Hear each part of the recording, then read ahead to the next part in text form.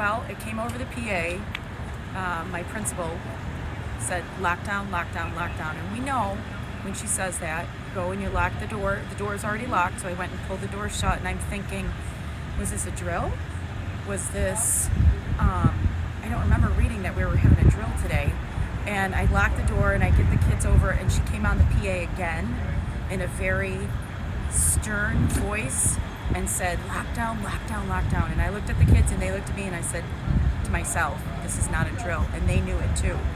They went right in the corner. That's the only spot in my classroom that you can be away. And I tried to tuck kids. I had 19 kids with me, so there were 20 of us. So I tried to tuck kids here and there, and underneath the sink, there's a little bit of a spot, and then underneath my desks. So I tried to get them out of the way as quick as possible. And we all went down and we waited. And we were all silent. They were very serious. They knew. And it was very, very scary. In my 29 years of teaching, it was probably the most frightening day I've ever had at work. And you just think in the back of your mind, I'm responsible for these kids. I have to make sure that they go home that night.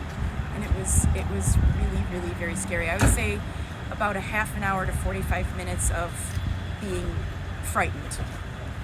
And then they did send a text message that it was a hoax and they had to clear the rooms, stay where you are. And the kids, you could kind of feel in the room just a little bit of a sigh, like, okay, we're going to be all right. But they knew they had to stay there until they came to clear our room.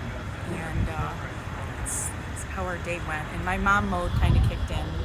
I needed to help them. I needed to make them feel better. So I kind of went up and I looked at them, and they gave me the thumbs up. I was taking pictures of them, and they were smiling at that point. So they knew that it was going to be okay. But it was still very, very scary.